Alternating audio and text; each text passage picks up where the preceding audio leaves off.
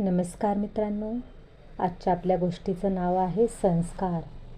एकदा एक मुलगा शाळेतून घरी येत असताना त्याला मित्राची पेन्सिल सापडली. त्याने ती घरी आणून आईला दाखवली. आई म्हणाली, छान आहे, तुला कामाला येईल. दुसऱ्या दिवशी त्याने एका मुलाची कंपास पेटी चोरून आणली आणि आईला सांगितले, आई आई, आज बघ मला कंपास पेटी सापडली. आई त्याला काहीही बोलली नाही. असे अनेक दिवस तो काही ना काही वस्तू चोरून आणत असे, परंतु मोलमजुरी करणाऱ्या आईला त्याच्याकडे लक्ष द्यायला वेळ नव्हता. आपला मुलगा या वस्तू आणतो कुठून, त्याला कुठे सापडल्या, त्या परत केल्या पाहिजेत हे सांगायलाही तिला वेळ नव्हता. घरची कामं आणि दिवसभर मोलमजुरी करताना ती थकून जाई. हळूहळू त्या मुलाला वस्तू चोरण्याची सवय जडली. ती त्याच्या इतकी अंगवळणी पडली की शाळेत गुरुजींनी शिकवलेल्या चांगल्या सवयीसुद्धा तो विसरला. पुढे मोठा झाल्यावर तो घरी खोटं सांगून चोरी करायला जाई.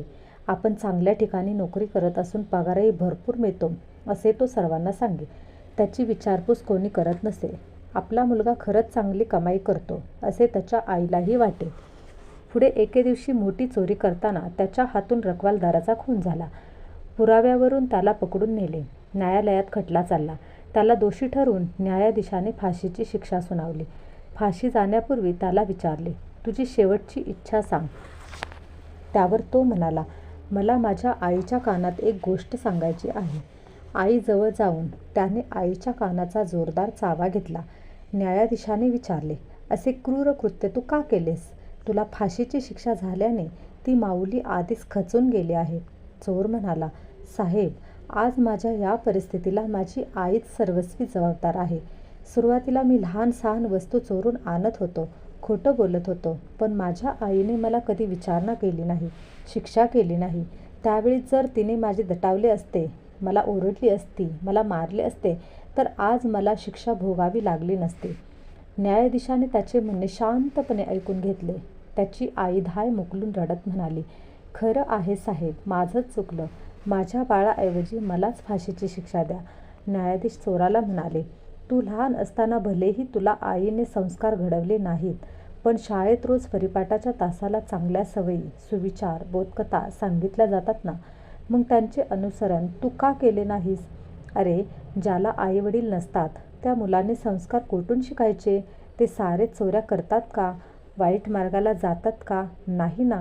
देवाने आपल्याला चांगली बुद्धी दिली आहे, चांगलं वाईट ओळखण्याची शक्ती दिली आहे. त्याचा वापर करून आपणच आपलं जीवन घडवायचं आहे.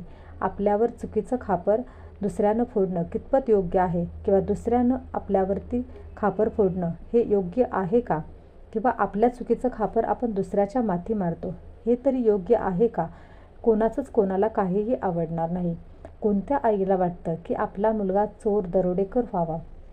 प्रत्येक आईला वाटतं की आपला मुलगा सद्गुणी निघावा, शिकून मोठा व्हावा. जर तुला अजूनही असं वाटत असेल की झालेल्या चुका सुधारून चांगलं जीवन जगावं, तर राष्ट्रपतींकडे दयेचा अर्ज कर.